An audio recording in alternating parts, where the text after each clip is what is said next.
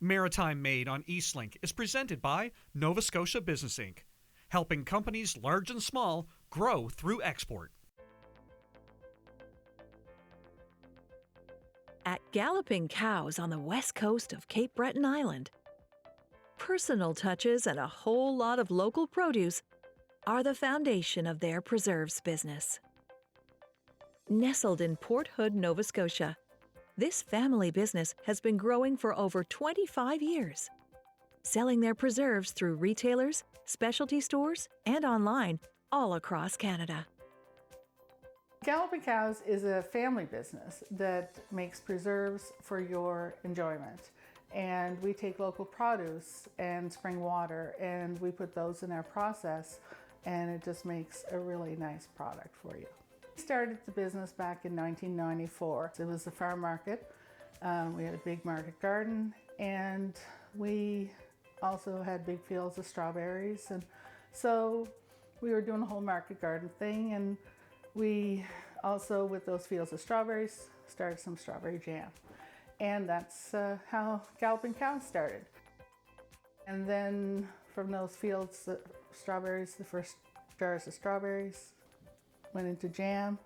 We quickly went into making jam on a wholesale level, went into stores, and we became a preserves company quite quickly because we weren't making enough money selling vegetables at that time.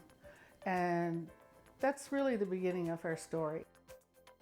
To begin making their wild blueberry pepper jelly, peppers are chopped.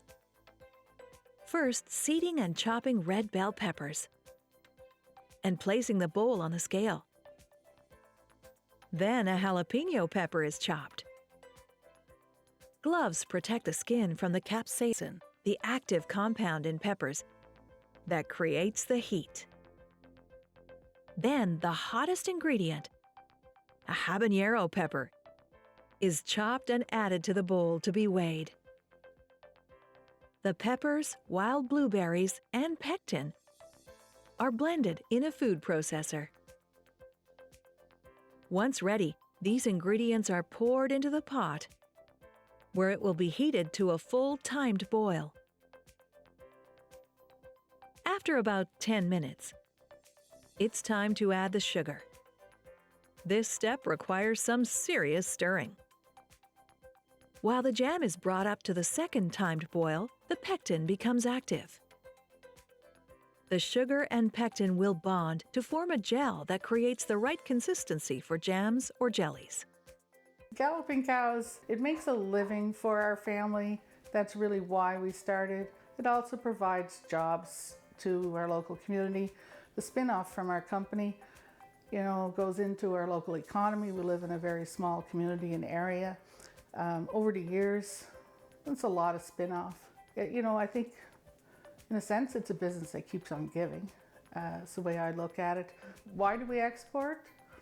I think export's a great thing. It helps fill in the extra capacity that we have, especially at different times of the year where we have capacity and we don't necessarily have customers for that capacity. Buyers are very sophisticated in export, and I really, really enjoy dealing with the sophisticated buyers in export. I find that we learn so much from them that I really look forward to dealing with them. I really find that it's a really good experience for us, and I really enjoy shipping the orders to them. Everybody here just enjoys putting the orders together, shipping them off. They get a big charge of the big orders going out. It's a real morale booster, I think, to everybody in the company when those orders are going out, when they see that volume going at once. And it is just something about it that really seems to supercharge everybody. And so I also like seeing that happen in the company. At this stage, the mixture boils until the end of the gelling process, and it's ready to jar.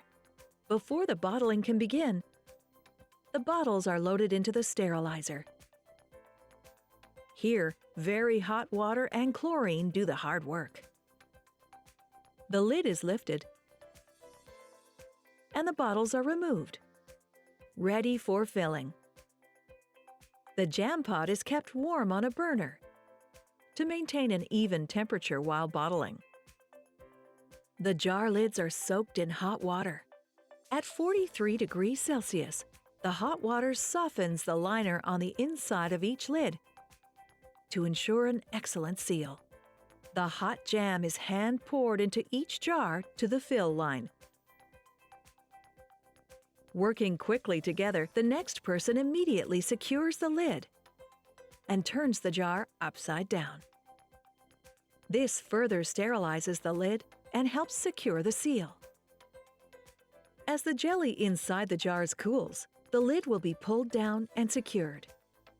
Maintaining the jam at a steady heat is important for ensuring a good seal. Just one pot of jam fills 53 jars.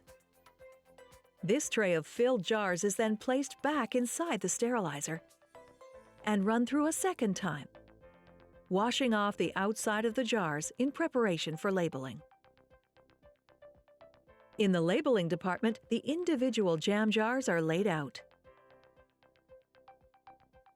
Each jar is hand-labeled with the ingredients and nutritional information. Boxes of 12 are filled, and another branding label is added to the cap. After the boxes are sealed, they're bar-coded. These are registered barcodes for tracking product within the Galloping Cows warehouse and for tracking with major retailers. Galloping Cows makes over 30 different varieties of jams, jellies, chutneys, and butters. We've been involved with NSBI since a number of years.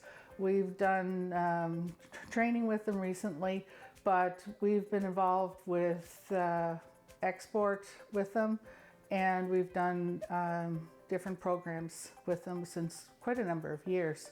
So they've been very helpful. For future plans for our company, for Galloping Cows, we approach things very steady. We're not ones to do a big burst of growth at one time. I think anybody who's watched us over the last 26 years would know that. We tend to approach things very steady as we go.